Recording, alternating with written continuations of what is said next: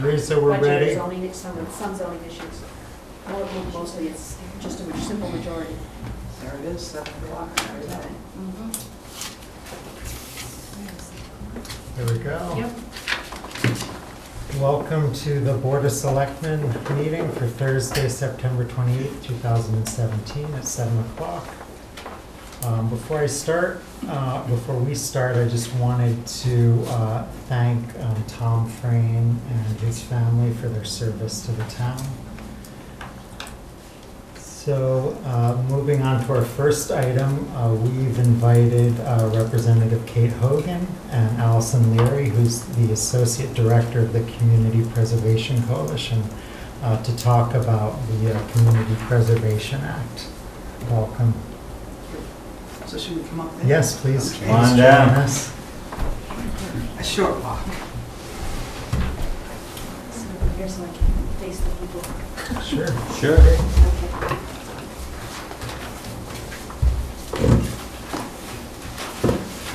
So did you want me to just start sort of how we got to this meeting? Sure, that would be good. great. And if So- anyone wants a card, I have a yes, card. please. Thank you very much. So I know that there have been discussions, and I know that there have been past votes on the community preservation in Bolton. And what I wanted to offer the town was another discussion around the issue. And one of the reasons I wanted the town to have the opportunity to think about it again were the projects that I had seen happen in my other towns of Maynard, Stowe, and Hudson. Incredible, lasting projects that had to do with the historical nature of the town. And that was everything from restoration to things like windows in historical buildings. Our library was enhanced by that. In Maynard, we had open space, Memorial Park, which is in the downtown, and the heart of Maynard was really helped by the CPA funds. Stowe has done an amazing amount of work in the historical bucket and also in affordable housing as well. We actually had some serious funding that we're able to put towards affordable housing in the town of Stowe. We also now have our community park. The Stowe Community Park was part of the CPA funding for I think it was 2 years, but at least one serious investment, and might have been over a number of years that we're able to do it. Also the Hudson Fire Station was another big project. The Assabet Rail Trail was a huge beneficiary of the CPA because it allowed for easements that were desperately needed to connect all of the dots as we continue on trying to connect the dots with that. But really important, the Maynard Country Club, we were able to buy that. The town of Maynard, desperately in need of open space and able to preserve some that was so very important. So in my towns that have CPA, we go from 1%, which we'll explain later, to 3%, and all of those funds have been used. It has been robust use and great committee. I actually sat on the CPA in Stowe, and it was a great lesson in stakeholders getting together and figuring out what the needs of the town might be and the ability of the CPA to provide funding. Everyone that came before the committee didn't necessarily get funding, but it allowed people to think about the town in a way and have access to funds. It's money from the state that we don't get any other way. And I am so very pleased when I see our towns are receiving the funding that they do every year, and they're able to use it in ways that we would just never get to that. We would just never get to these things with the limited funding we have for our towns without the CPA. And I know that it's really important that it's sort of a neighbor to neighbor, door to door, that people really understand, you know, the effects and the cumulative effects for the towns, but all of them have been terrific, and I really can't say enough. So I called up Community Preservation Coalition and asked them to come and speak this evening, and I'm so glad that you could make it here, Allison, and let folks know a bit about what your work is and what it means to be a community preservation town. Okay, sure. Well, thank you for the invitation. I work with Stuart Saganor at the Community Preservation Coalition in Boston, and we're the statewide organization that works with all the CPA communities to help them adopt and implement the CPA, and we help with also analysis and questions. We have a hotline. We have a very good website that often answers a lot of questions, and I would recommend you taking a look at it. I'll give you that information. So I have been working at the coalition for about 8 months now. I'm also a city councilor in Newton, and we were a CPA town starting in 2001 and really benefited from the Community Preservation Act. I have a little PowerPoint that I'm just going to go through briefly.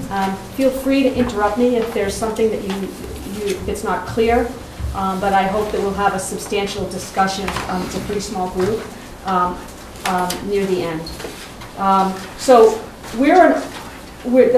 on the first page it talks about the coalition, and we're an organization of other nonprofit organizations in the areas that work in the areas of the environment, historic preservation, housing, and you can see Mass Audubon's on there, the Trust for Public Land, and some housing organizations like the Citizens Housing and Planning Association. We also have a steering committee, and that includes 4 members from different communities. There's one including, we have members out in the western part of the state, in Hatfield, Nantucket, Newton, and a couple of others that are involved. And they meet quarterly with us to talk about our priorities, any issues that come up. So we also do regional conferences and training, and Community Preservation Act advocacy. Right now, one of the things we're working on is trying to increase the state match, the trust fund that goes to all of the cities and towns who've adopted the CPA. And I'll talk a little bit about that as well. So I just want to explain briefly what the Community Preservation Act is. So for those who may not be too familiar with it, even though I understand you have had it on the ballot before, so maybe some of you do know what it is, but it's state enabling legislation that what a community does is they elect to put a surcharge on their property taxes between up to 3%, and I'll go into more detail about what that is as well. And then if you do that, you're also allowed to get a state match. Every November 15th, the Department of Revenue will release money, no strings attached, to your community, and your Community Preservation Committee will spend it as they see fit, as long as it fits the areas where the allowable spending purposes. So we'll talk a little bit about that as well. So it creates a fund for 3 main areas. One of them is open space and recreation, parks, anything from, communities are doing everything from, let's see, Wayland just preserved 208 acres near the middle of their town. Other communities have built dog parks. Preserving open space, creating trails, there's really a lot of things you can do in that category. Preserving watershed areas, community gardens, all those kinds of things are allowable uses. Some communities also use it for community housing. Unlike 40B projects, CPA, you're eligible up to 100% of the area median income. And there's a lot of flexibility with how you could spend that money as well. And we can go into some detail about that. The other big use is historic preservation. And especially in smaller communities, it's often, CPA is often the only way that a lot of historic preservation actually does get done. For example, one small town actually preserved an original copy of the Declaration of Independence that was in there. Do you remember that? That was in there, I think, moldering in their basement or something? Yes. Yeah. What was that, Mendon? Or? It was a very small town. It was a beginning with an M, I remember that. So now, we're so successful that I've included a little map. And the dark spaces are all the communities that have adopted CPA to date. and it's 171. So almost about 60% of the population now lives in a CPA community.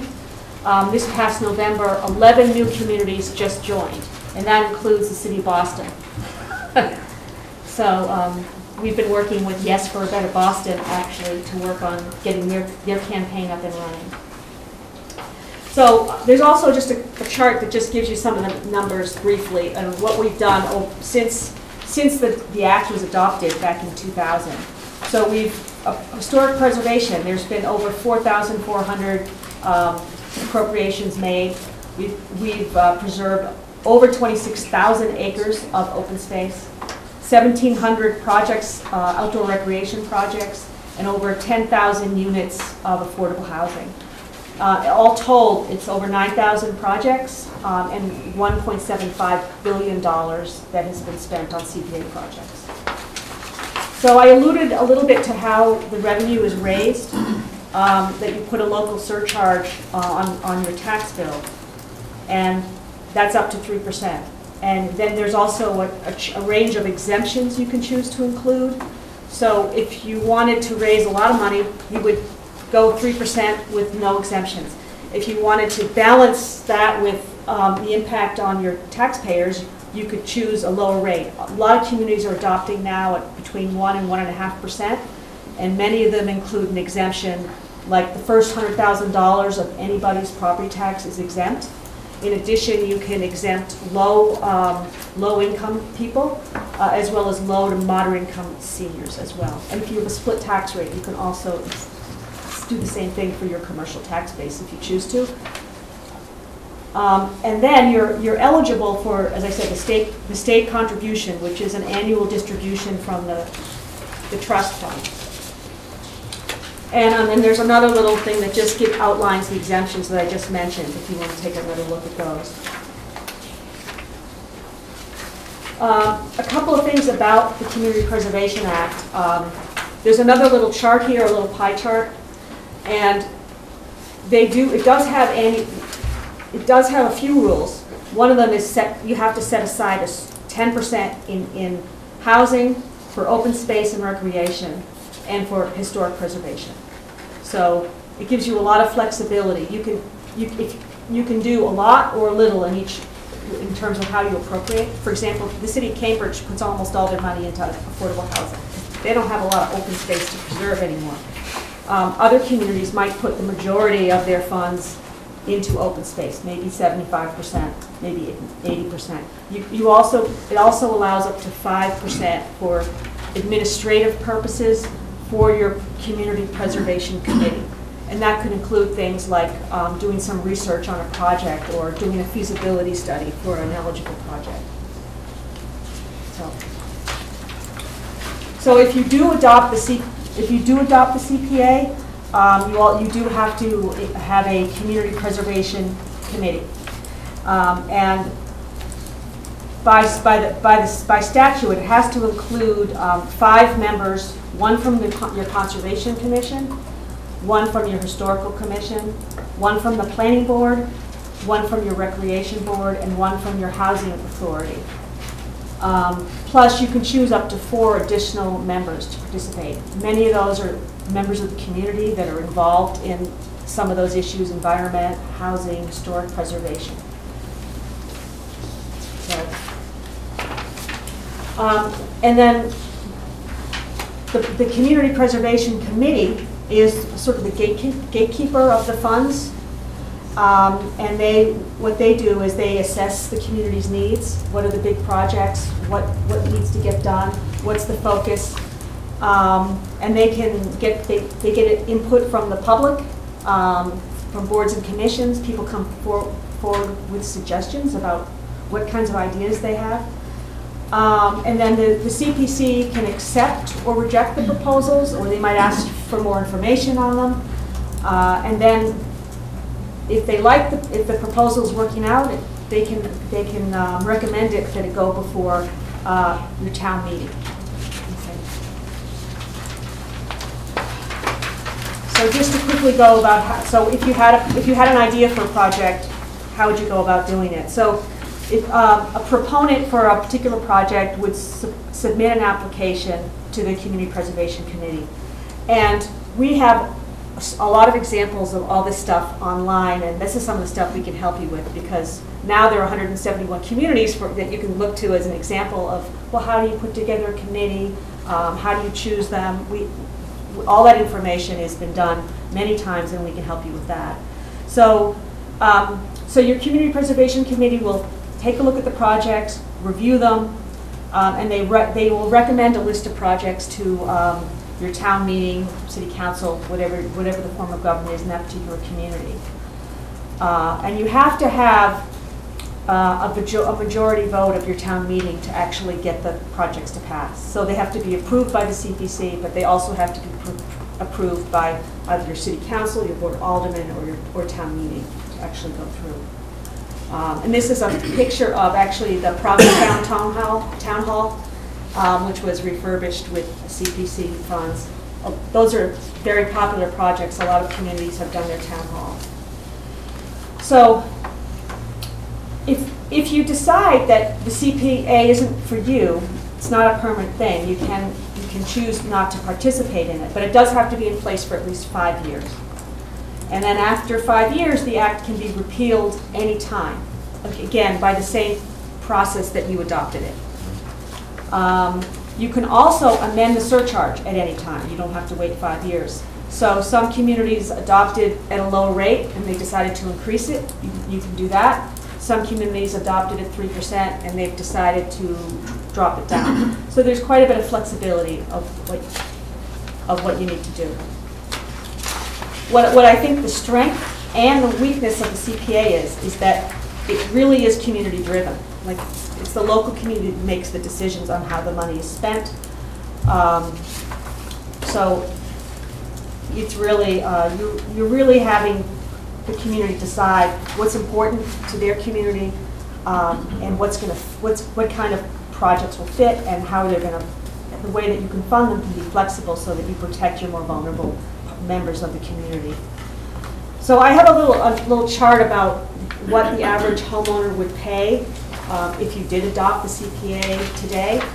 So in my example, I just made a couple of assumptions. So I said that you've adopted the CPA at a 1.5% surcharge level. This is based on 2017 tax data. So your home value is assessed at $484,900. That's the average home value today in Bolton. So if you exempt the first 100,000, which is what many communities do, the net house value of the surcharge would be $384,900. With your municipal tax rate, which is $21.20, the amount subject to the surcharge would be $8,160. So 1.5% of that value is $122 a year. So the average Bolton homeowner with the $100,000 exemption would pay $122 a year for CPA. And I have also a little chart that shows you all the values for if you did it up to 3%, and if you increase the exemptions, or if you did it without exemptions, what you'd raise.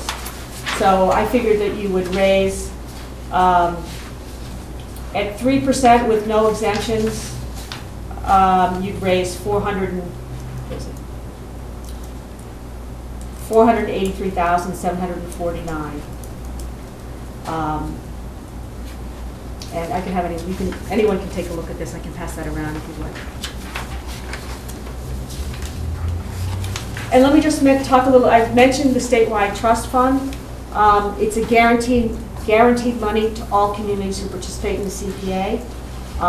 The Department of Revenue administers it. You get a check on November 15th without, no questions asked. And the funds come from a registry of deeds fee, and the deeds fee there's a fee of between $10 and $20 added on to the registry of deeds transactions. So the CPA communities received last year a base match of just over 20%.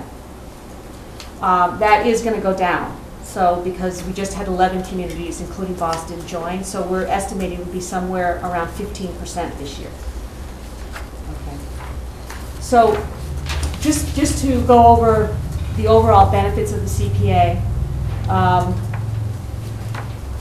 one of the great things about it is we've noticed that it allows communities to leverage additional money.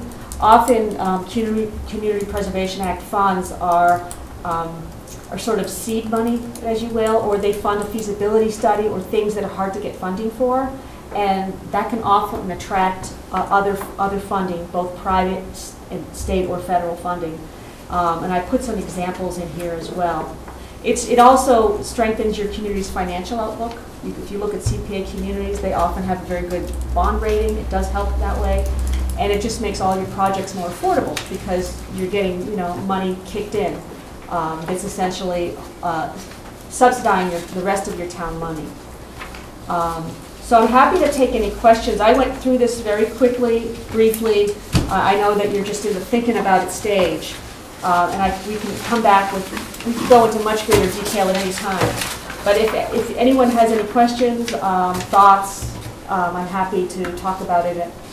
And I'm sure our representative also can help with questions as well. But it is, I found that the CPA really is a tremendous benefit and value to most communities that have done it. It's never been revoked because it has been so popular. And depending on the community, it's, $50, $60, $100, $200 a year. Most people feel that it's really money well spent. So that's why your representative is having me come tonight, because she sees how it works in other communities as well and thinks that Bolton could definitely benefit. So. Thank you, Allison. Yeah, my pleasure. No, thank you. I mean, I think I've been a big advocate of CPA both times it came before the town of Bolton. Unfortunately, a variety of circumstances, the town opted not to move forward with it, and I think it's been a lost opportunity for the town of Bolton. Mm-hmm. I mean, it does require, to your point, we need to set aside some additional money in order to get some money, but I think with a number of the projects that have come through over the intervening years, we could have used that extra money. So, and I think we're also looking at a different view from both the Board of Selectmen and the Advisory Committee, which is our Finance Committee, a more longer range view of capital projects and expenses and nice to haves and needs to haves, and I think this could factor in very nicely into that discussion as well. Okay. I have heard that the communities, the surrounding communities that have adopted this are very happy with it. I've been to events at the Stowe Park, which is right on our town line, and it's a wonderful facility, and I'm really excited about the Assabet bike trail. And Stan talked about kind of long range. We've been looking at, most of our town buildings are historic, and I think that's the case with many New England towns. Yeah. And that comes with responsibilities and requirements. And so I think this would be a way to save for these projects that we know are coming up. I mean, one of the projects is the Emerson School. It's the portico, so it's the big columns, and that's going to need attention. Plus, the windows have been something we've discussed. So I think this is a way. It's kind of a savings plan with a match from the state, and right. I think it would help us really take care of some things that we've deferred for a long time. Mm-hmm. Jonathan, I think it was really important when you say when things are deferred, because that's what I've seen as one of the wonderful aspects of this, is that we're talking about historical buildings, but we're also talking about windows and roofs. And to be able to keep those fixed and be able to save on the energy and to be able to, bring our downtown, well, we call them downtowns, but our small historical buildings in shape. It says it's really a great thing for the community. No, I And agree. it's amazing how expensive it is and how easy it is, as Jonathan, I think, so aptly put, that we defer a lot of this because it's, you know, we can hang on one more year. Right. There's always other priorities when it comes to, you know, preserving your historic buildings. And other thing I would say too is that over time in each of the buckets, because you do have to save 10% in each, you begin to accrue monies in each of the buckets over time if you're not spending. And so, you know, in 2, 3, 4, 5, even 10 years, you're going to have an amount of money to be able to do a project with, and people can keep an eye on that as well. Yeah. Yeah. My guess is we probably would want to potentially target the next annual town meeting for a discussion about this, and probably well in advance have some public hearings to, you know, re-educate the folks as to what the CPA is and the benefits of it. It's all about the benefits. Yeah. No, thank you very much. Just a quick question. I'm Ann Schnitzler, reporter with the Bolton Independent. So you said 171 communities, but your handout says 172?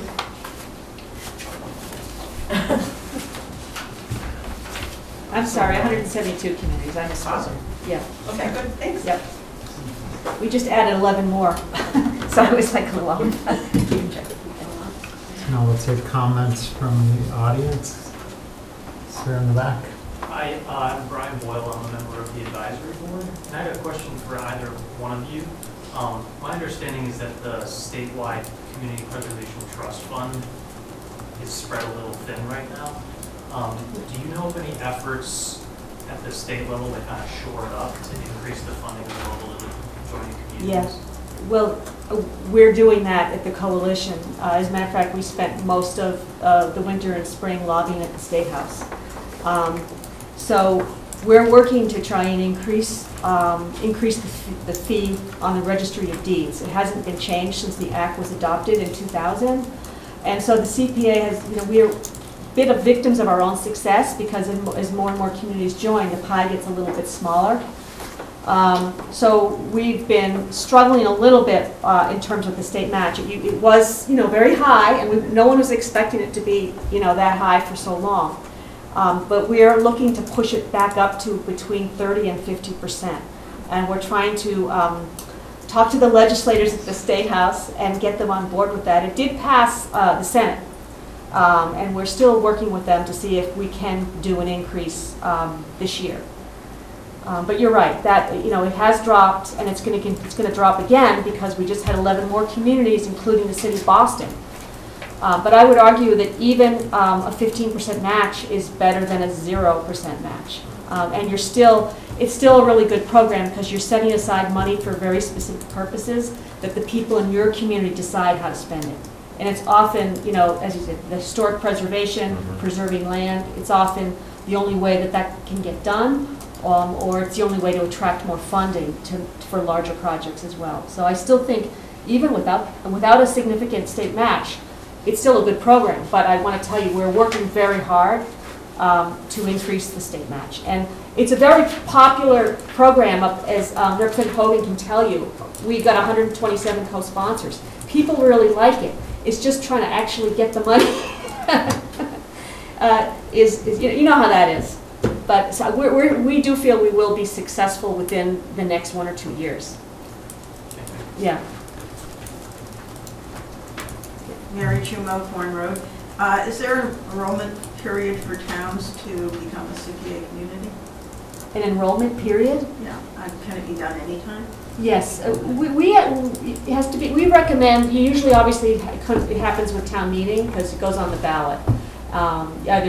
You can either get signatures or you can have your elected officials adopt it, and then it has to be voted on at town meeting. There is a if you want to run a campaign, there is a way to do it so that it works together, and you're able to educate people, let them know. You don't want it too far ahead so that people forget about it, but you wanted to kind of do it in conjunction with maybe 3 months before the meeting so people know about it. That's really it. Any other comments or questions? Martha Remington, Main Street. I remember how heartbreaking it was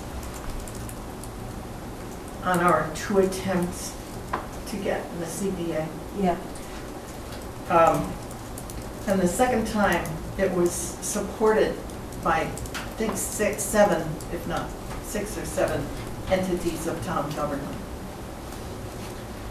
It was a real disappointment. And I had a question about when did community housing come onto the original 3, open space, recreation, and historic? It was always one of them. Housing. Because at that time, I'm pretty sure there were only 3 categories. Oh, you know what that was? It was Parks and Recreation was added later. So. Okay, because I don't remember any emphasis on community housing or planning, you know, those times. It was there, yeah. Poor So memory, it sorry. was, the idea of this type of legislation came out of like the Nantucket Land Bank, where they, and so one of the state reps, Senators, Bob Durand, came up with an idea of including not just open space and environmental issues, but the idea was people were concerned about losing the traditions and culture of their communities. You know, as land was lost and farms were lost and town centers changed. But part of the other components to that, having a great place to live, also includes having a housing that's affordable and having parks and green spaces, and also being able to preserve your culture and historic preservation. Often that's through historic preservation. So the idea was to bring it all together under one act, and it's really quite unique in the whole country. I don't believe any other state has something that combines all 3 need areas. Initially, you couldn't use CPA funds to improve an existing recreation area or park, but that was added later because the legislator realized if you had a park that just needed a fixing up, it didn't make sense to build a whole new one. So then they changed it to allow that flexibility. But it always did include the 3 main need areas, which was open space, historic preservation, and housing. That's how it started. Thank you. You're welcome. Do you know in your other communities, the percent match that they're having, like Stowe and Yeah, Maynard? we really runs the gamut. Do you know From specifically? 1%, well, Stowe. Stowe is 3%, Uh-huh. and I believe Maynard is 1.5%, and Hudson is 1%. Thanks. And if you need more information, a lot of that's on our website, but you could email me or Stuart, and we could get it to you. Okay. Okay. And I just provided to Dawn the list of all of the projects within each of the towns, which you can also access on the website, which is what I'm glad to bring here tonight. Great. Thank you. Thank you very much. Thanks. Representative Hogan, thank you for coming. Thank you. Thank you. And, Allison, thank you for coming. My pleasure. Thanks for having me. Nice to meet you. Thank you very much. Can I just grab that back? Yeah. If you need any other information, I'm happy to follow up with you. No, thank you very much. Okay. Good card. Okay. So we'll work on getting this one. Okay. Thank you. You don't have to take mine out. Get those printing places. Thank you. Okay. Thanks, everybody. Thanks, Kate. Thanks, Allison. Yep, I wish you luck.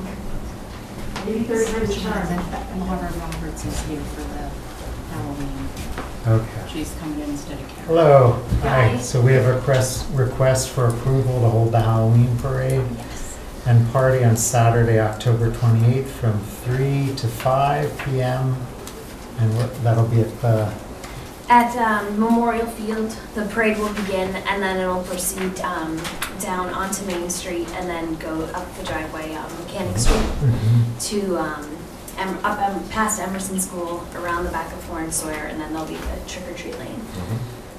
and then the party in the gym. The party in the gym, yeah, Little gym. as well. Great. Karen Regan's already met with Chief Nelson, and Mhm. they've talked about the parade and size. Cool.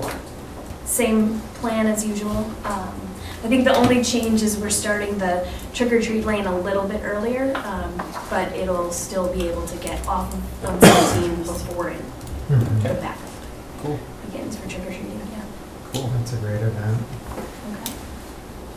So we have a motion to approve the Halloween parade and party on Saturday, October 28th. So moved. A second. Did I just second that? Okay. All in favor, say aye. Aye? Okay, great, thank you very much. Confusing with two Thank you. selectmen. Next, we have a request for permission to seal the chimney at Persons Park. Martha Remington, hello, good evening. Yes, Martha Remington, I'm representing the Friends of Persons Park nonprofit. You may recall about a year ago, we had the masonry on the chimney redone. Mhm. And at that time, the ceiling couldn't be done at the same time. It had to cure a bit. So as part of that same project, I'm requesting permission for the stonemason, Paul Dowd Landscaping in Barry, to be allowed. This is a copy of his original liability. It'll take, like 15 minutes to a half an hour to seal this, and it will help keep it strong for a longer period of time. And I just want to mention, Persons Park does not have an apostrophe in it. The people's name were Persons, so it doesn't have to be possessive. Thank you. So they're just gonna cap it with a piece of stone, or? No, it's already capped. This is, Okay.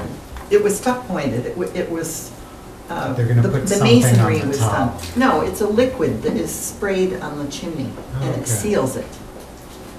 Yeah, it's not sealing the opening, it simply seals the surface Right, Like the to mortar. keep it, Okay. make it last longer. okay. And the Historical Commission or the Friends of Persons Park is going to be paying for this?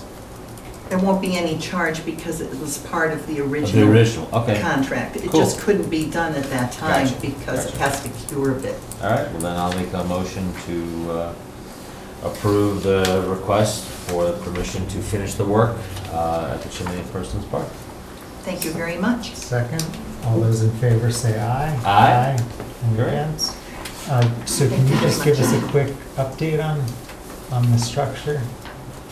How's it doing, Oh, the house, the Well, Persons Park? there have been some issues this past year when we had so much rain, and the water was pouring into the west side of the cellar. Mhm. So we may ask if there's some work that can be done to just keep that from going under the cellar. It would cost about $12,500 to fix that wall, but until we get the Persons Park Nature Retreat plans to the Selectmen, we're not going to be able to do much more because Mr. Wysocki and previous select boards have made it clear that we have to have a purpose for the cottage, Okay. not just keep it there in situ, looking pretty. Great, well, thank you for your work. Thank you. Thank you, Matthew. Thank you, Martha. Thank you. We have a sign request for 683 Main Street. Marianne and Kurt Cassidy, are you here? Yes. Hello, come on down. Hello. And Marianne, Nice to meet Jonathan, you. nice to meet you. Nice to meet you. You've done a nice job taking care of your house. Thank you. Hi, nice to meet you. Nice to meet you. Hi, Linda. Nice to meet you. Nice to meet you. Hi, Linda. Hi, nice to meet you. Good to see you. Nice to meet you. All right. Well, thank you for noticing that we tried to bring the house back to life. Yeah, you have, you have. We caught it at the end of its life. I think we did. And we've, in the 5 years we've owned it, we've upgraded the electricity, the plumbing, the septic, pretty much everything. And one of the things we'd like to do is continue to improve it and continue to improve the barn. And one way that we want to do that is for Kurt to turn his Hobby. into a business. And he enjoys upcycling and changing furniture into something, nicer than what it was before. Custom work for people who want. Custom work for people. And so we just want to put a simple sign on the barn that would say who he was. That's who we are. Yeah. Do you have a? Yes. Uh, It would be similar to this sign, 2x8, which would go above.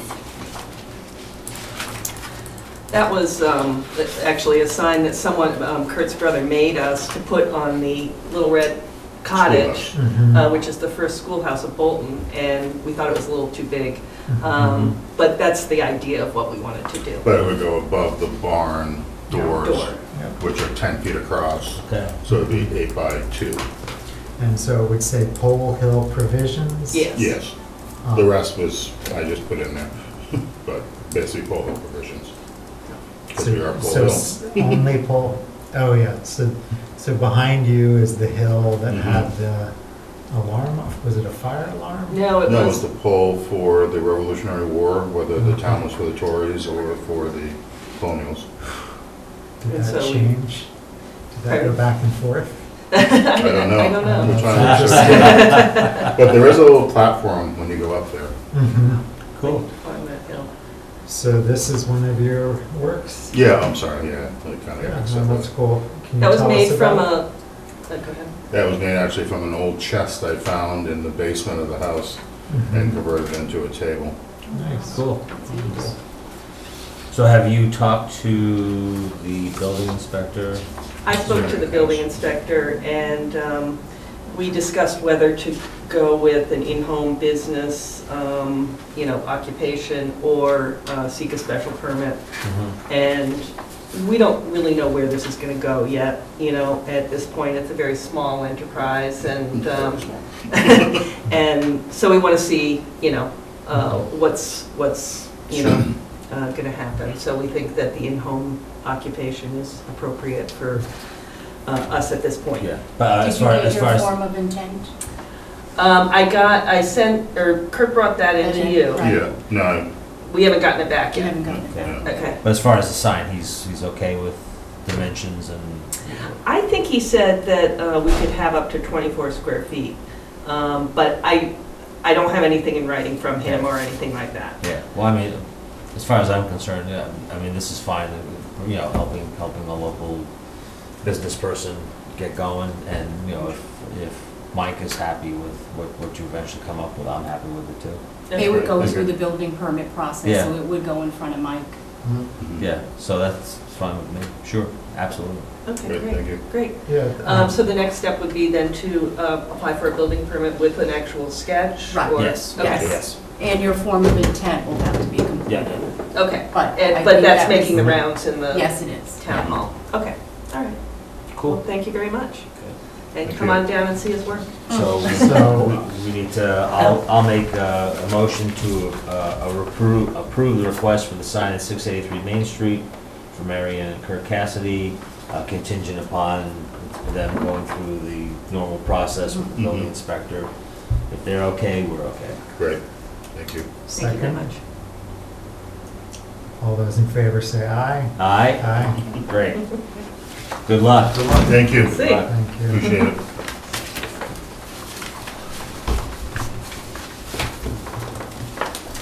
Hope the traffic isn't too bad getting home. Bye-bye. Bye. We have a request from Eric Shartner at 211 West Berlin Road. Is he here? He is not, someone was coming in, we're a little ahead of schedule, so that may be the, Okay. you may want to just move on and then. We'll do the town administrator's report. Thank you. First, just a brief update on Minuteman. I attended the most recent building committee meeting, starting to pour foundation actually now, which, Wow. yeah, we're actually moving right along. It's pretty cool to see.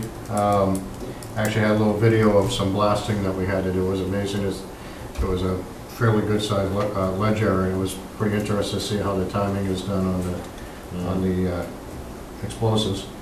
So we have poured foundation. We did vote to help keep things moving. This is very standard.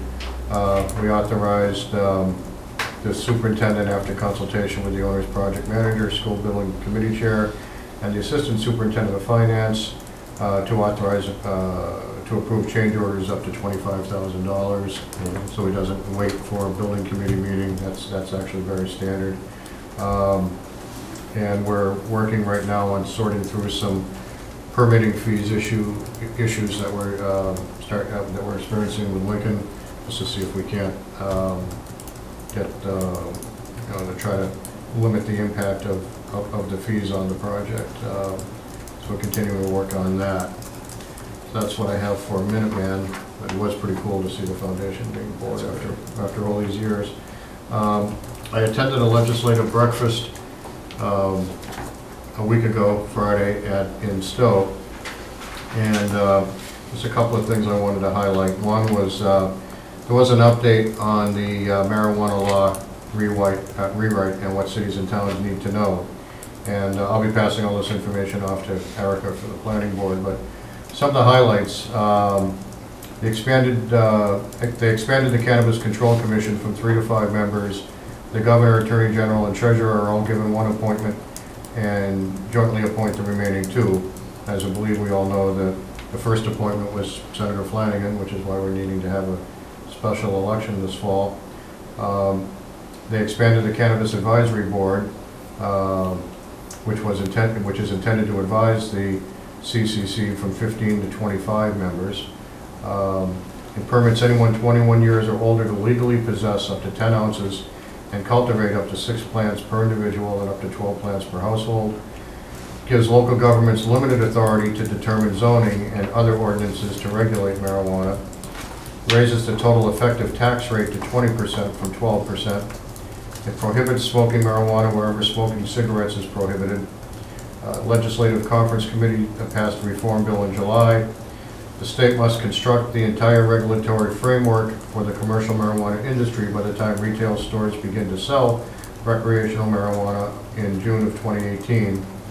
And the CCC is required to begin accepting applications on April 1st, 2018. This is before Springtown meeting dates for many cities and towns. And just want to double check one thing before I say it.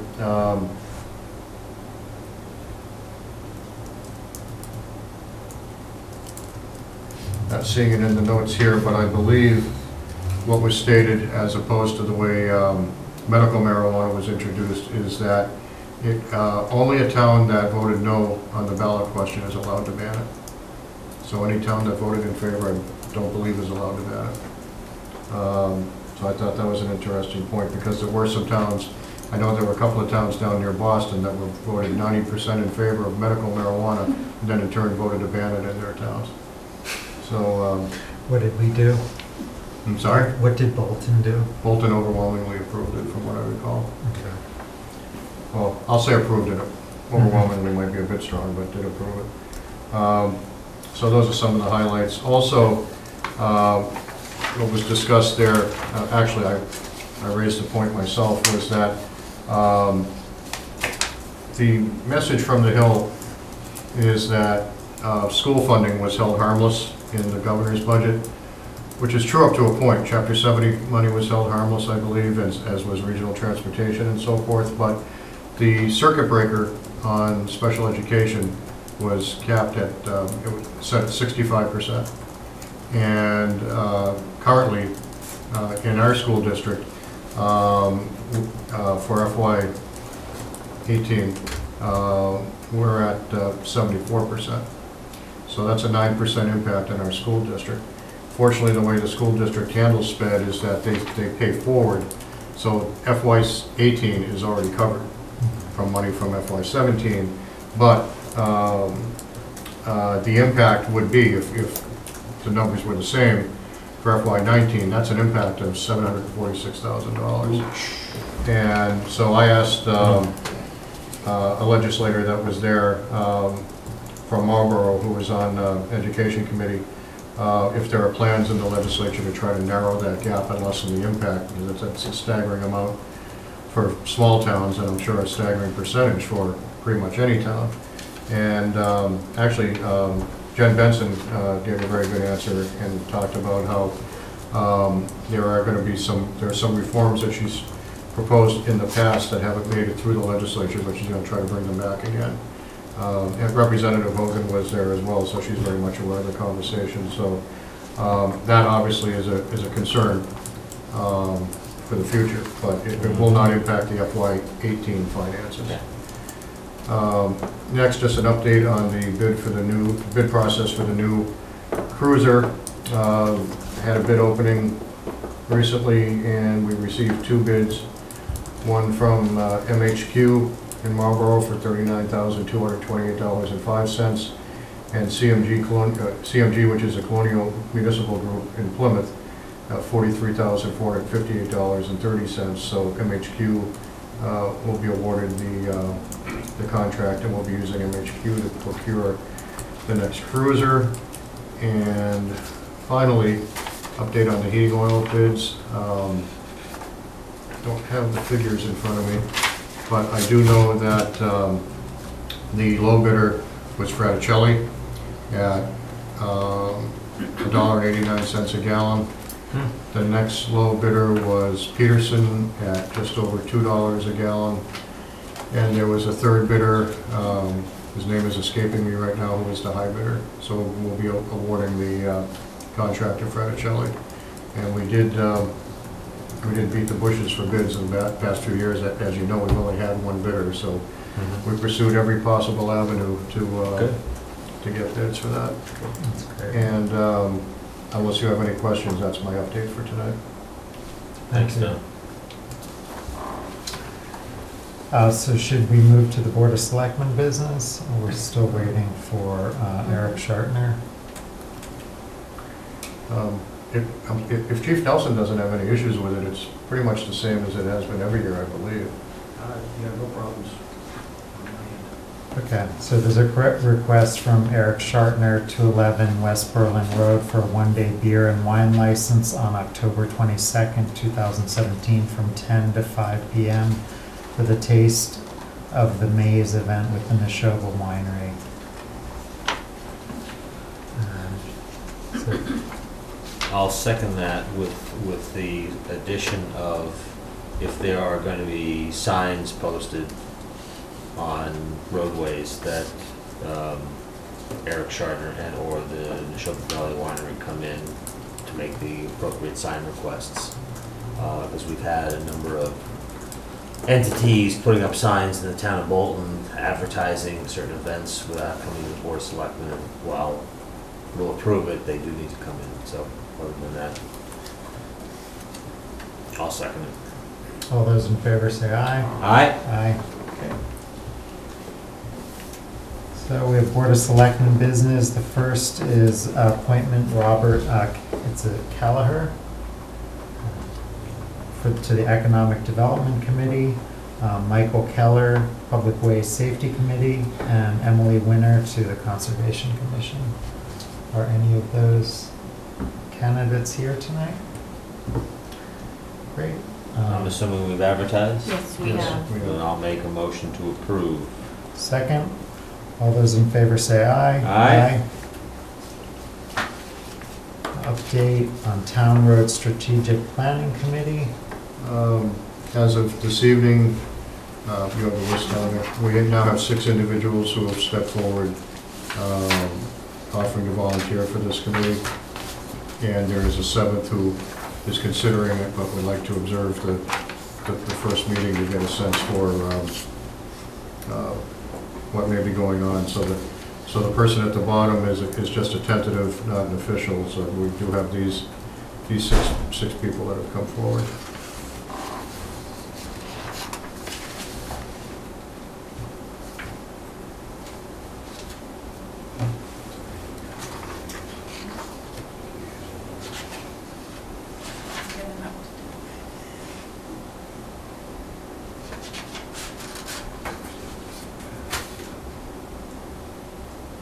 Well, it looks like we have a good assortment of people who live in different geographic areas of Bolton. It's not all Main Street residents.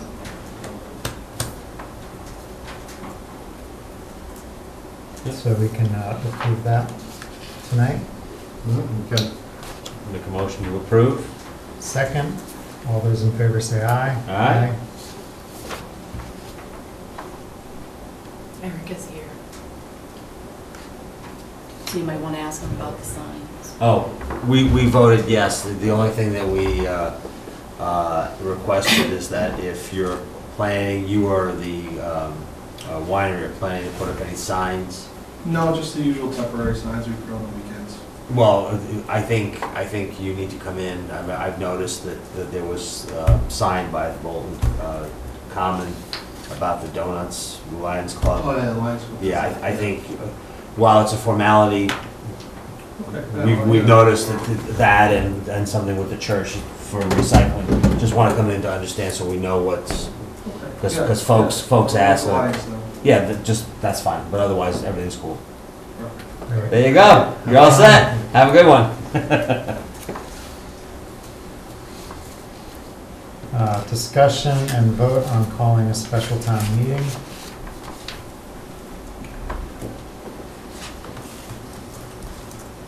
So this is in relationship to,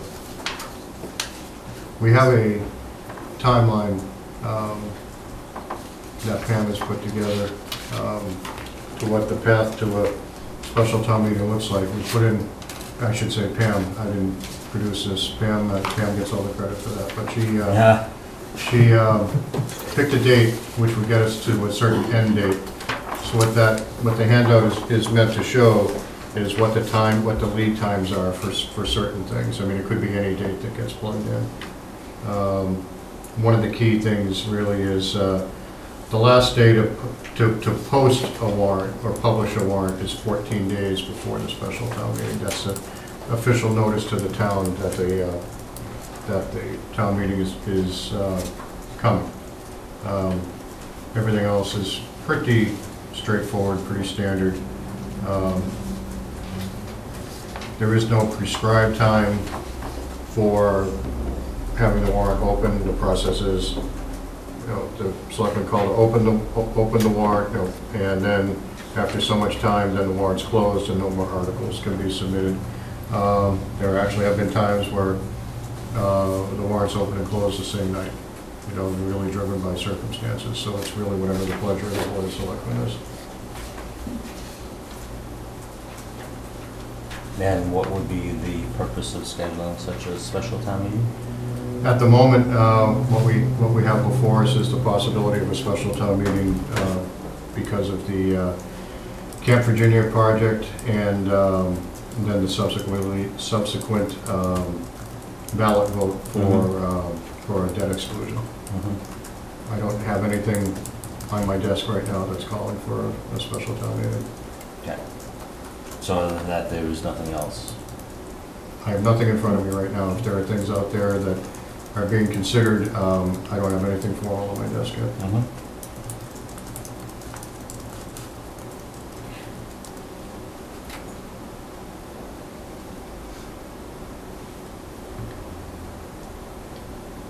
there's a question? Well, I guess my question is, you're going to call a town meeting with no articles?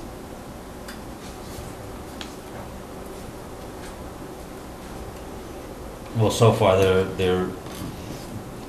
my understanding is that there has not been any sponsorship of any particular articles at this point in time. So, Right. I mean, I didn't ask to have this put on the agenda, so. I know, but is that allowed in the code of town meetings? Van Schnitzler, Bold Independent?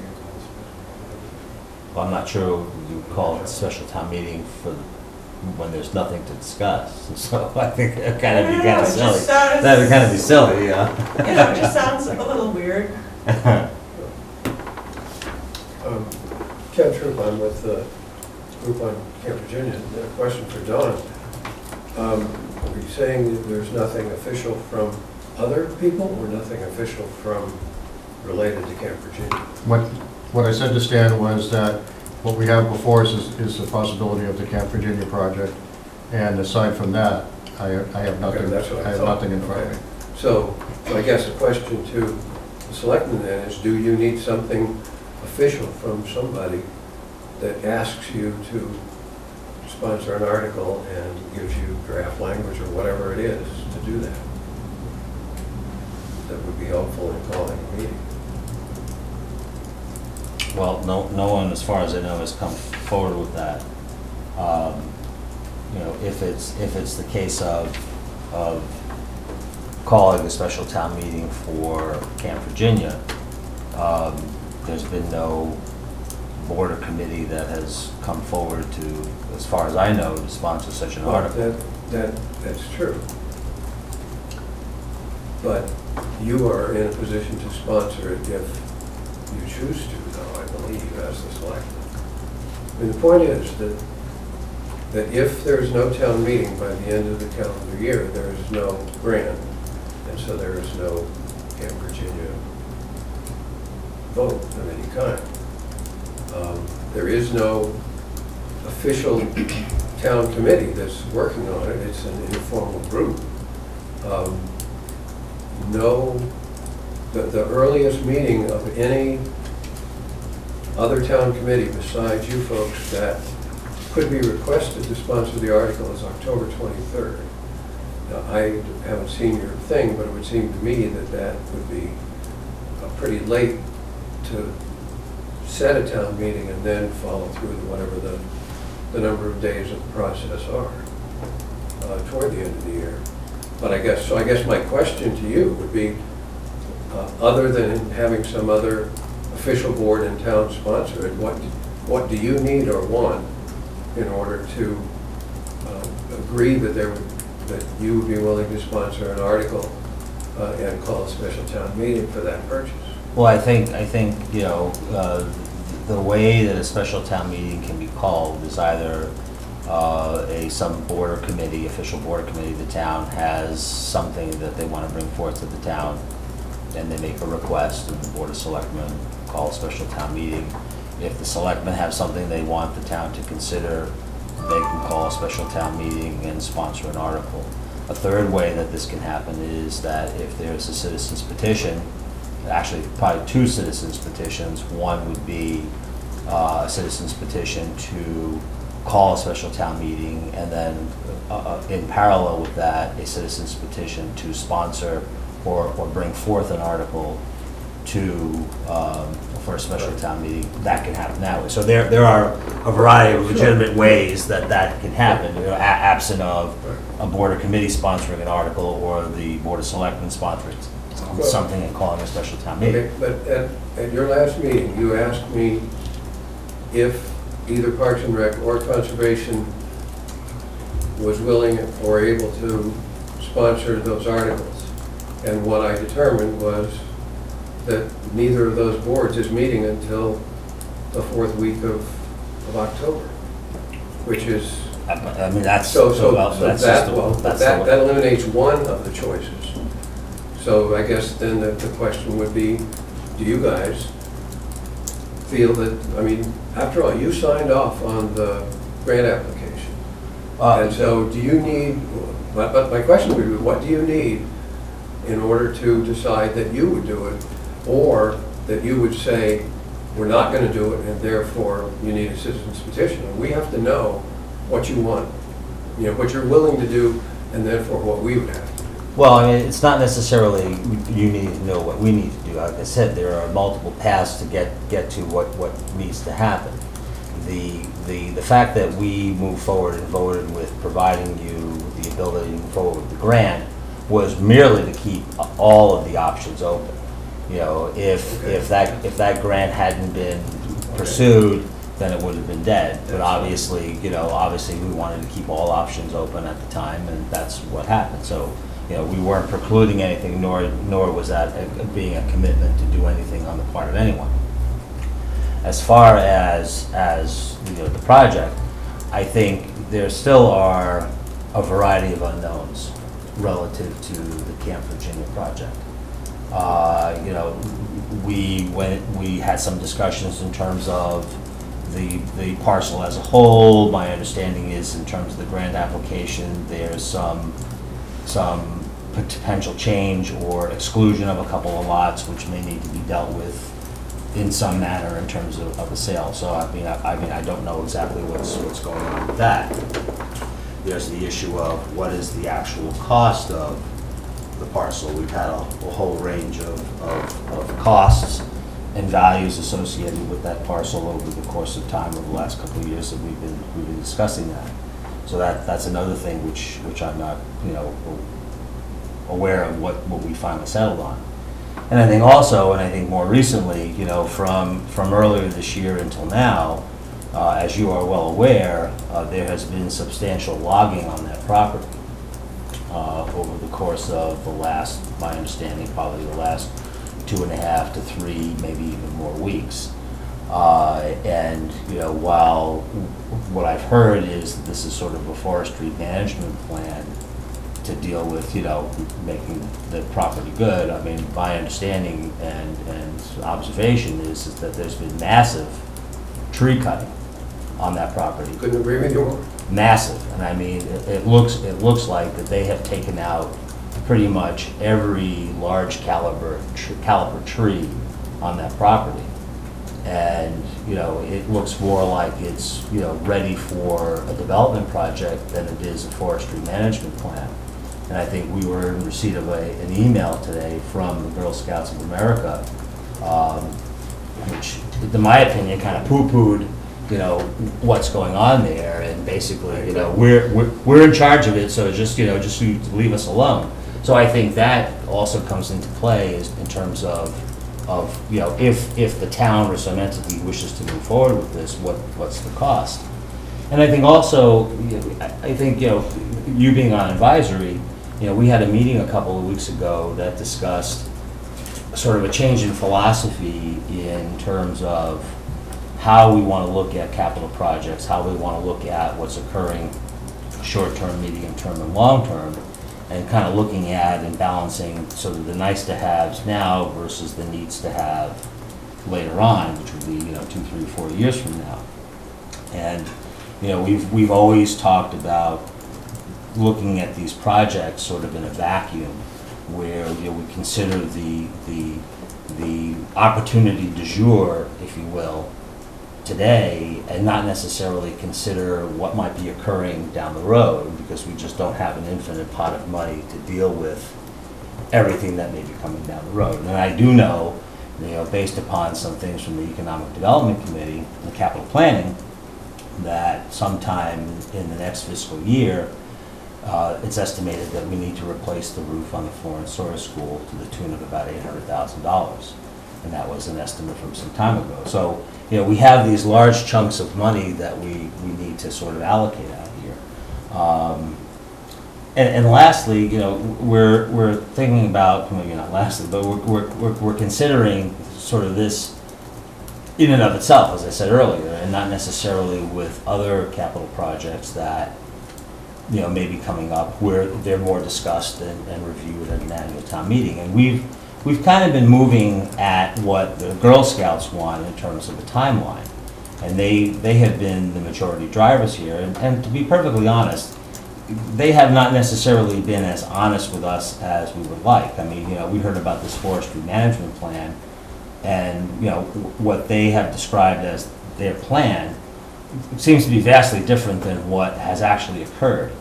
And I think in the email today from the Girl Scouts, they're going to take care of all of the stuff that's fallen on the ground. They're going to pull up all the stumps. Well, there are an awful lot of stumps, huge stumps. And, are they actually going to remove those? Forget about the fact that, that they've removed a huge number of trees. So I think, at least from my perspective, I'm very uncomfortable with I, as a selectman, in favor of sponsoring an article or sponsoring a special town meeting or sponsoring an article to have the town vote on purchasing this property. I mean, I think it's obviously it would be wonderful, and it's great. But the thing is, like any household in Bolton, you've got to look at what is nice versus what you need, or what you need perhaps later on, and balance that. So from my perspective, I'm very reluctant to sit here and for all the reasons I've just given, to sponsor or authorize a special town meeting and for the Board of Selectmen to sponsor such an article. So I'm not necessarily in favor of that for those reasons. Now, having said that, that does not preclude or stop the process moving forward. There is a legitimate process and a legitimate way that you guys or some group of citizens can move forward with bringing this to a special town meeting, and that's a citizen's petition to sponsor a special town meeting, and a citizen's petition to sponsor the article. And I think in this case, I think it's very important that the citizens really should weigh in, because I think given the fact that we kind of get the knock that it's the selectmen who are spending the town's money, it really isn't. I mean, all these things that occur at an annual town meeting or whatever kind of meeting where there's a capital project, it's the voters of the town who are deciding whether or not they either want or not want a particular item and are willing to spend the money, and whether it's debt excluded or not. And I think that probably for this project is probably the best avenue to go. If the townspeople really want to bring forth an article for the town to consider, then I think that's a perfectly legitimate way to go. And at this point, I'm certainly not in favor of calling a special town meeting or sponsoring an article for Camp Virginia. So if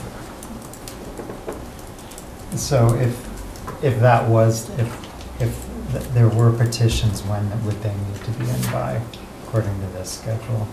Well, I mean, forgetting for a second that there's a deadline on the, there's a deadline out there relative to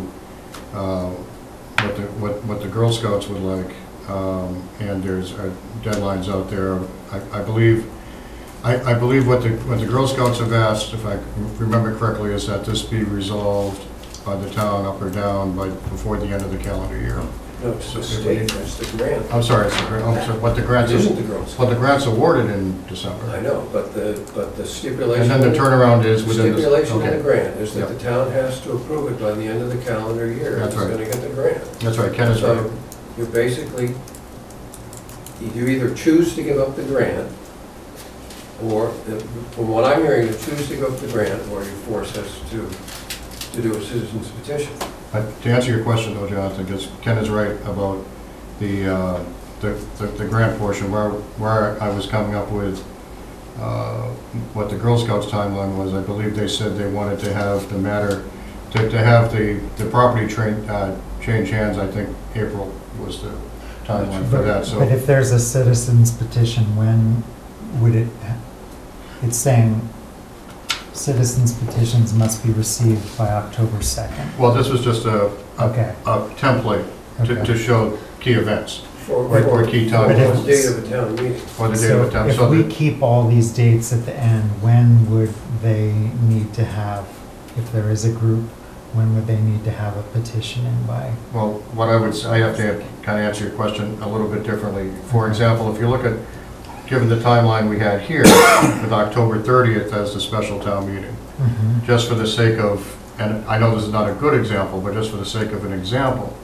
if instead of October 30th, it was December 30th, you could pretty much pull everything forward 2 months, and that would be a pretty good timeline for what you'd be looking at. Now, December 30th is not, I'm sure, when people would want to have a special town meeting, so I'm just using that as an example. So any sort of extrapolation from there, as I said, a warrant for a town meeting can be open and closed on the same night. It can be open for a couple of weeks. It can be whatever is called for. The key is, or one of the keys is that, let's say December 15th, I don't even know what day of the week that falls on, but let's say it was December 15th, then that town meeting needs to be posted 14 days in advance, which is December 1st, and then we kind of back into everything else from there, so. But keeping Pam's schedule, which I Okay. think is a good one. Sure. So October 30th, special town meeting, when would petitions need to be in by to have? October 2nd? What Don is saying is if Okay. you push the special town meeting ahead a month, let's say to November 30th, then the, I'm sorry, It'll be November 30th. November 30th, then you could move forward that date to say November 2nd, roughly. Mhm. So this example of October 30th for a special town meeting is based upon this So- schedule. So let me ask a procedural question. From when you receive a citizen's petition, what timeline does that trigger, from the receipt date of a citizen's petition? It's, I don't want to speak for the town clerk, but if I remember correctly, once a citizen's petition is received, then they have a certain amount of time to verify the signatures and so forth, and I don't know how long 200 signatures takes, but I don't imagine it's more than a day or two. And then in turn, the town clerk's office, I believe, has to inform the board of selectmen of such, that the signatures have been certified. I don't remember the timeline off the top of my head. I want to say 5 days. I don't know that it's 5 days. And then the selectmen have to meet within a certain amount of time, and then they have to call. It's very prescriptive from there, once everything is said, and I don't have that timeline in front of me, but it is prescribed. It's not an optional timeline. Town clerk has X number of days to get, the town clerk's office has X number of days to get their work done. Once the board of selectmen are notified, then they have a certain amount of time within which they must call the meeting. And if the citizen's petition prescribes, again, if there's a specific date upon which the petitioners want to see the special town meeting, then we know what require the special town meeting because the petitioners have called it, then local government has to react accordingly to that. But to be able to give you a detailed timeline of how that process works, Okay, well. you would need it from the clerk's office on Let me Monday. tell you what I would like to see happen, in which if we have to do a citizen petition, we will. You have an election currently scheduled for December 5th for the state senate. And so the proposal would be to have the debt exclusion override then, and therefore have the town meeting a week or so before that, which would be November 27th, the Monday after Thanksgiving, which would not be, you could have it before, but by having it after Thanksgiving, you would not be too far away from it. You wouldn't spend any more money on the election because you're already having it, and it would, but it would be close enough to do that. And so that's what the group would request. If the board is unwilling to call a meeting that way, then we will get the signatures that's necessary to get. I sort of feel as if the rug was pulled out from under us because I've spent a year being in front of you, giving you updates and talking about the need to have a special town meeting by the end of December of this year, and more or less pleading that it would be nice to have somebody in the town sponsor it so that it doesn't have to be by a citizen's petition, but we'll do it. Well, If we have to do it, we'll do it. no, you're right, Ken. The scenario that we find, the place we find ourselves in is something we have discussed as a board and voted on, that we would be here, having a special town meeting. We've gone over the financials, they might have changed a little bit.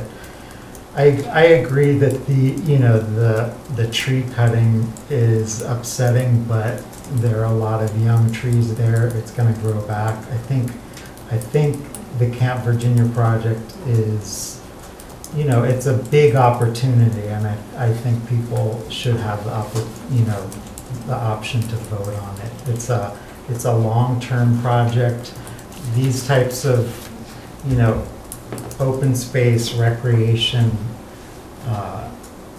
projects don't come along kind of in the ordered way in terms of our budgets that something like, the school roof does, or a fire engine. It's just hard to kind of save for them, plan for them, fit them into the budget. I don't think there's, in my time, it's just 10 years, open space acquisition has kind of been planned for and saved for. So, you know, I'm not bothered about the way that it comes up. I mean, we've known about this for a long time. I think the board has encouraged the work of, you know, not the subcommittee, but the working group. So I'm in favor of calling, you know, the election, you know, it's, yeah, I'd just like to state that. I'm in favor of calling a special town meeting for this. I think, you know, there are people in town on all sides of this issue, and I just think it's such a big decision that we should have a vote on it, and it shouldn't just be kind of turned down, you know, at this late date. But it's not. There is a perfectly legitimate and legal option for this to move forward. Yeah, I mean, there is an option. It's just pushing the dates back. It would be great to kind of work with this schedule. Well, but if it's not physically possible to get 200 signatures between now and Monday, so if you force that, then, well, I guess if we petition for a town meeting, it's whenever it is. But when you make it a lot harder administratively to do it, because you have to go out and get the signatures. And it's very disappointing to me, and I think to the rest of the group. And by the way, let me just mention while I have the floor that we're not at all insensitive to the issue of capital planning and where all this fits in. And in fact, one of the things that we've done is to file the same paperwork that other projects file for capital planning, and we have an appointment next Tuesday with capital planning to go through the whole project with them in whatever detail they want. And that will give them an opportunity at least to see it. Now, you're certainly correct that it doesn't allow it to be compared with future projects. That's something that can be debated on the floor of the town meeting, it seems to me, or at future meetings, whatever it is. You know, so they at least will have the opportunity to talk about it and hear about what's going on and weigh in on it. I just want to know if we have to get the signatures for a special so that we do that. If we don't, it would be a lot easier for us because it's hard enough as it is, but if we have to get the signatures, we'll certainly do that. But I'd rather it not be vague, but I guess since you're a two-person board, then I really can't, you know, I guess we really have no choice but to go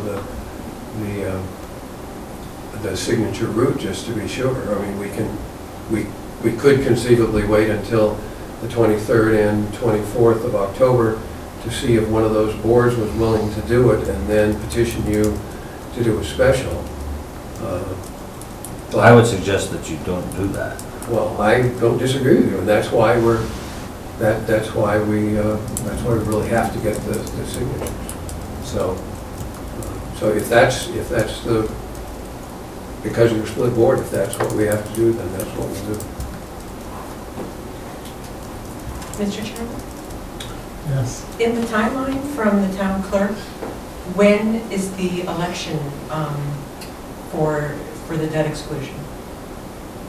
So that would be November 7th? So she's coinciding with the primary. The timeline from the town clerk had a special town meeting on October 30th, and the special town election ballot for which the debt exclusion would be added would be November 7th. Okay, so there's already a primary that we have to do anyway. I think the correct answer is it would be a week after whenever the special town meeting would be held. Right. She was asking. So forget about these dates, because obviously these dates don't work. Right, but if you were to consider Ken's proposal of December 5th being the general election ballot, then again, you can take this draft, which you're welcome to have, and plug in different dates. No, I just wanted to make sure that she had coincided it with an election that's already being held. Yeah, she Yes. has. Thank you. And December 5th is also coinciding. I realize that. Right, okay. Yes. Well, the last thing we want to do is to cost extra money to the town for Right. having to have an election just for this. It's bad enough to have to do a special town meeting. Well, I'd like to make a motion to call a special town meeting for October 30th, 2017.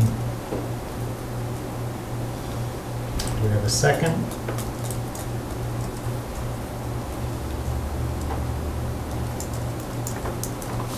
Okay, pass, didn't pass, I mean. Are there any other comments from the audience? So we'll move on and discuss, we're going to execute the warrant for the 2017 state primary on November 7th, 2017. Just sign this. Make a motion we approve to execute the warrant for the 2017 state primary on November 7th, 2017. Second, all those in favor say aye. Aye.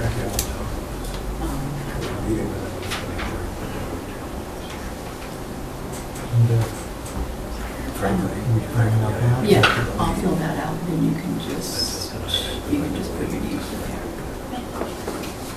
And there's multiple copies too.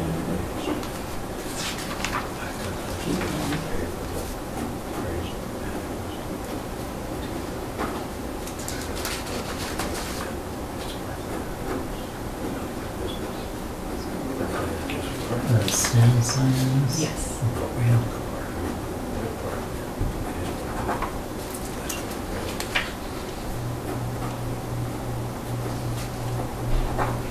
Okay, and then this is the next one.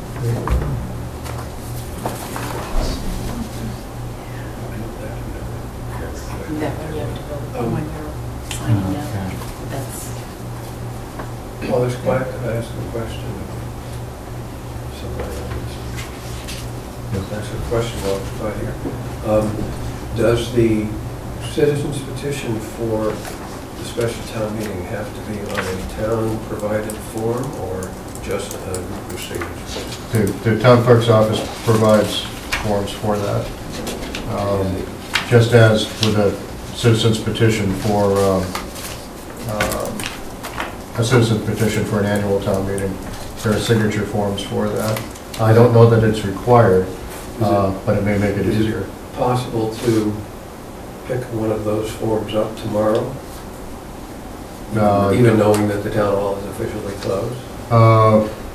There's no one from the clerk's office that's going to be in there. I don't know where they're kept. I don't know if they need to be prepared. they are. I mean, it's not illegal.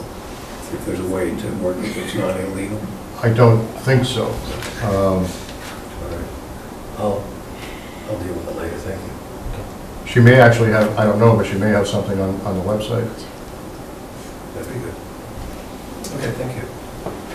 So we have next up, execute the warrant for the 2017 state primary on November 7th, 2017. So moved. Second, all those in favor say aye. Aye.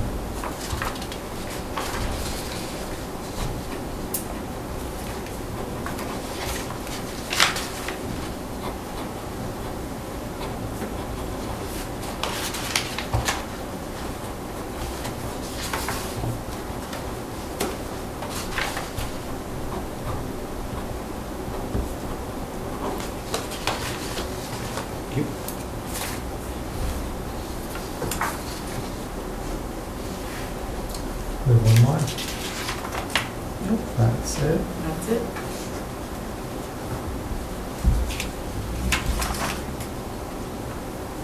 You can go forward. Okay. Next, we have a discussion and possible vote on draft resource officer rules and regulations with Police Chief Nelson. Good evening. Good evening, Chief. How are you? How are you this evening? Good. Those benches back there are killing. Is that one anyone comes? Oh, this one's much better. No, it's not church chief, you can sit up front. It's meant for efficient meetings. Efficient and fast meetings.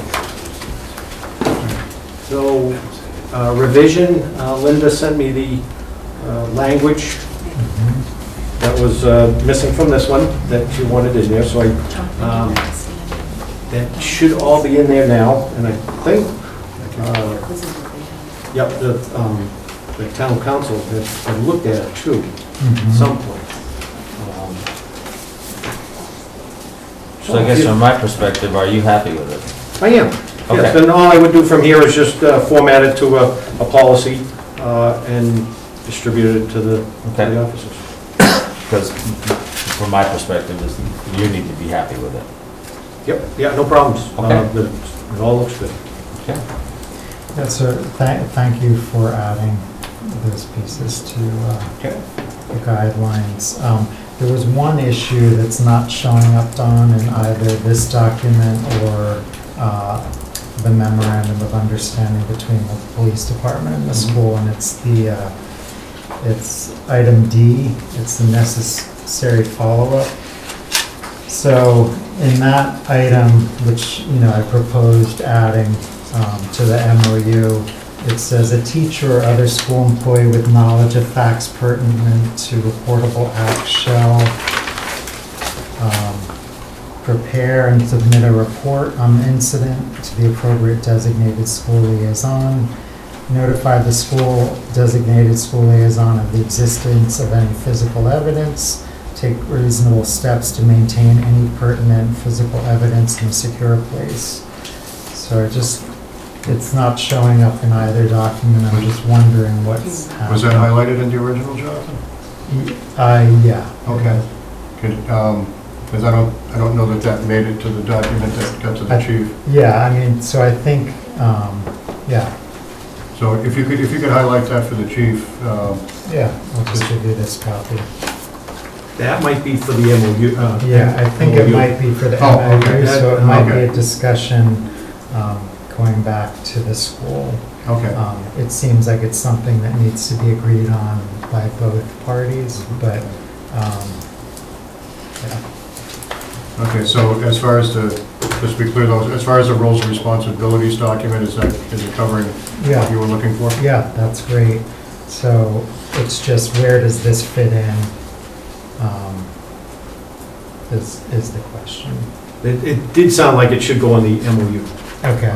Because this is more just specifically for the SRO, what we're dealing with tonight. Right, And Yep.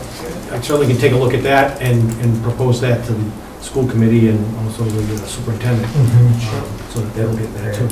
Okay. So, can he have, can you get a copy to him, or can you have that? Let me give you this copy. Oh, So sure. Excellent. And it's D, and D, what you it have. goes Yep, over okay. onto the next All right. page. Sure. All right.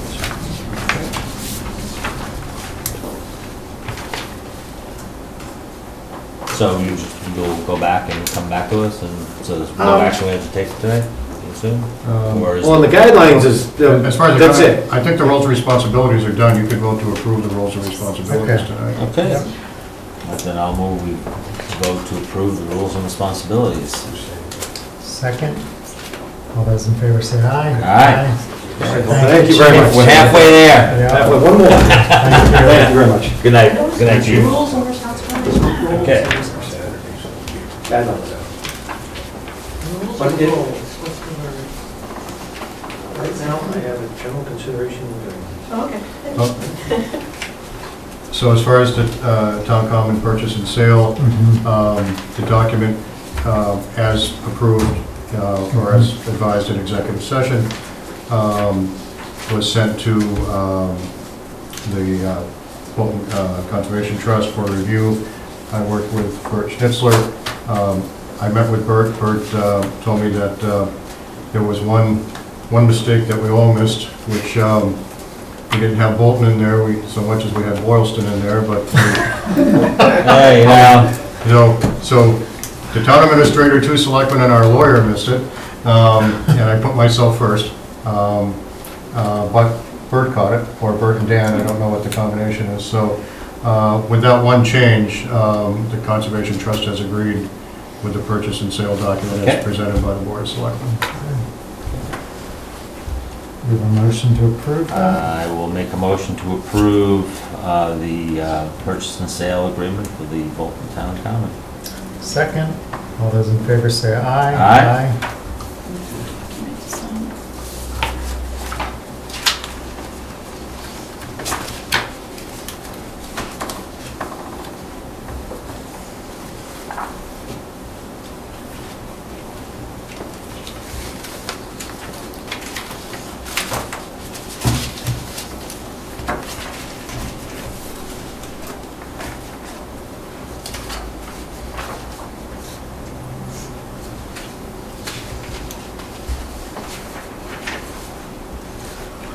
it? There's, yep. There's only one line stand No problem. for the chair. Cool. All right.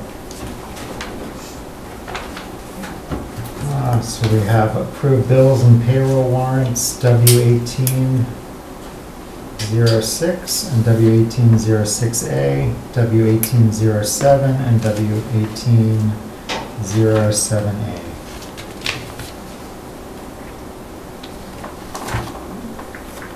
A motion to approve. Second, all those in favor say aye. Aye. So let's start on that one. I'm all done. Okay. We do not have minutes. No minutes. No minutes this week. Minutes. Okay.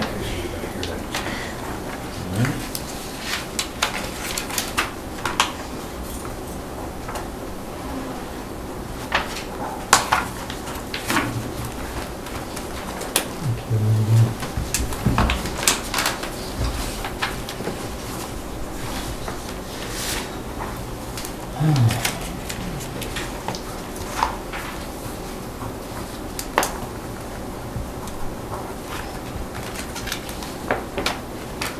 Okay, all set. Okay. Now the board's going to move into executive session pursuant to MGL C30A 21A6 to consider the purchase of, are we going to just pass on this, or? Mr. Chairman, I believe probably this executive session is not necessary at this time since we have not called for a special town meeting, nor are we sponsoring it. If there is at some point a citizen's petition to invoke a special town meeting and a citizen's petition to put that article on the warrant, then probably we should have this executive session at that time.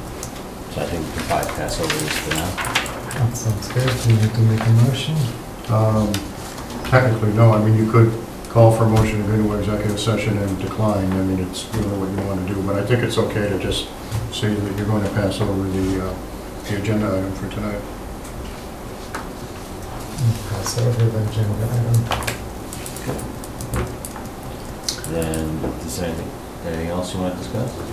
No, I think we'll look for a motion to adjourn. I'll make a motion to adjourn. Second, all those in favor say aye. Aye. Aye.